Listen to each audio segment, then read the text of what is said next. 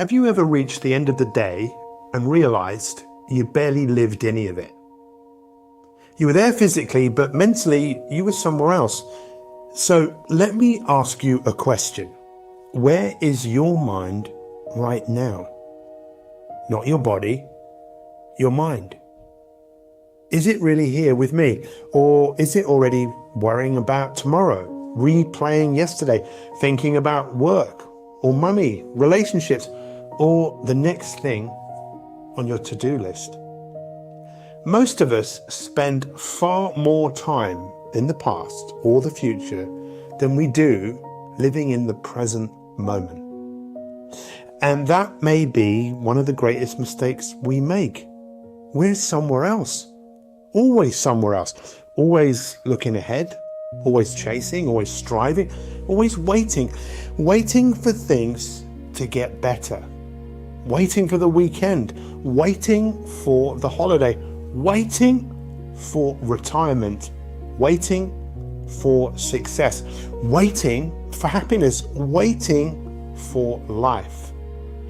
And that's what I want to share with you today, because I believe that many of us have unknowingly fallen into a trap that society rewards, a trap that keeps us busy, a trap that keeps us moving, a trap that keeps us believing that the answers lie somewhere ahead.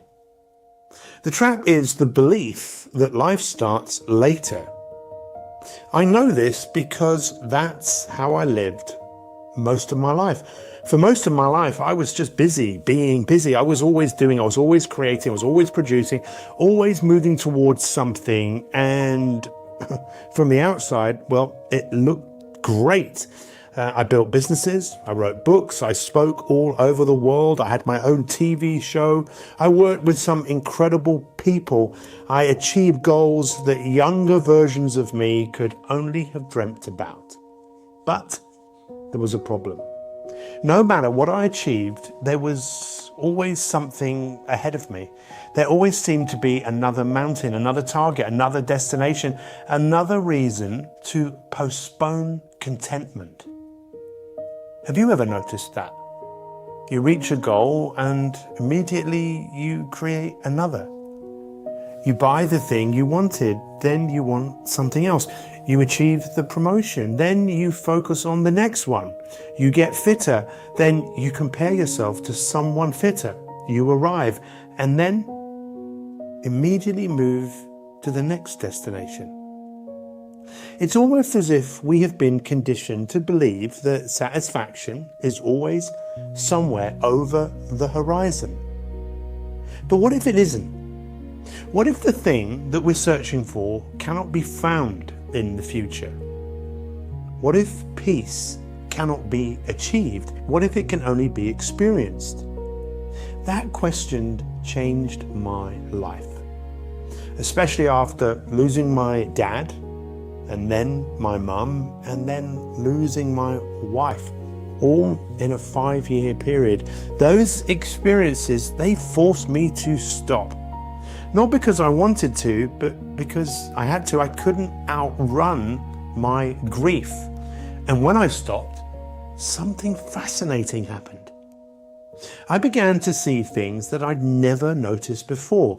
I began to notice how much of my life had been lived in anticipation rather than appreciation. I'd become very good at moving, but not very good at arriving. Very good at planning, but not very good at being. Very good at thinking about life, but not always experiencing it. And maybe that's why stopping became so important to me, because stopping and slowing down and stepping back showed me something that busyness had hidden.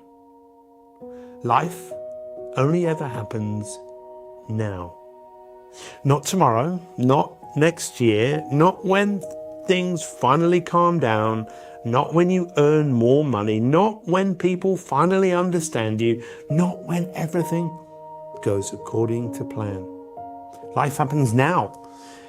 The challenge is that most of us spend very little time here. We spend our lives traveling through time, thinking about the future, replaying the past, jumping backwards and forwards. Meanwhile, the present moment quietly slips away. I often think about this when I go for a walk. The birds are singing, the trees moving, the sunlight breaking through the clouds. The beauty of ordinary life. It's all there. But if we're not present, we can miss it. And then we wonder why we feel disconnected. Perhaps we're disconnected because we have disconnected ourselves from the moment. Now, please don't misunderstand me. I'm not saying we shouldn't plan. I'm not saying goals are bad. I'm just saying ambition, perhaps, well, maybe it's time to look at our lives with a fresh pair of eyes. I love goals. I love growth. I love creating things. But there is a difference between creating a future and living in one. There is a difference between planning your life and postponing it. There is a difference between having a destination and believing happiness lives there. The future is useful for planning, but it's a terrible place to live. And yet, this is where most people spend so much of their lives. Mentally rehearsing, mentally predicting, mentally preparing, mentally worrying. Always somewhere other than where they actually are. Stop to Think emerged from recognizing this in myself. It became more than a phrase, it became a practice. A way of returning to reality, a way of stepping out of the reacting world and stepping into a world where I can be more reflective. The reacting world is fast, it's urgent, it's emotional, it's distracted, it's demanding. The reflecting world is different. The reflecting world notices, listens, breathes, observes, creates space. And it's often in that space that wisdom appears. Not because wisdom arrives, but because we finally become quiet enough to hear it. I wonder what would happen if more of us stopped long enough to ask ourselves a few simple questions. What am I rushing towards? Why am I in such a hurry? Why am I hoping?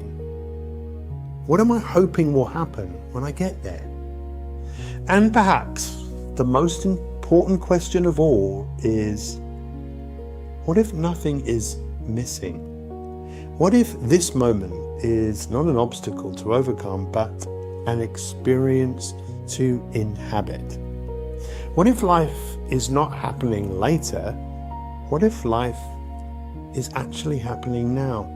I genuinely believe that one of the greatest skills we can develop is the ability to arrive where we already are, to have a conversation and to actually lean in and listen, to go for a walk and actually walk, to spend time with someone and actually be with them.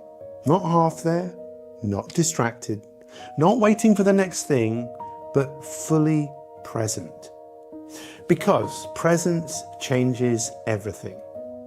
Presence deepens relationships. Presence reduces anxiety. Presence increases gratitude. Presence transforms ordinary moments into extraordinary ones. And perhaps, most importantly, presence allows us to experience the one thing we're all searching for: enough. Not more, enough. The truth is that one day, all of us will run out of tomorrows. That's not depressing, it's liberating, because it reminds us of what matters. Not what we own, not what we achieve, not what people think about us, but how fully we experience the life that we're in right now. So today, I want to leave you with a simple invitation. Stop, just for a moment. Pause, take a breath, step back, look around. Notice where you are. Notice who is with you. Notice what is already here. And ask yourself this question. If life is happening right now, am I actually here for it? Because maybe the greatest opportunity available to any of us is not to get somewhere else. It is to arrive right here, right now. And that, for me, that's the power of pausing long enough to become curious about our own lives, to listen a little more deeply and to discover what has been quietly waiting for our attention all along. This is the power of stop to think.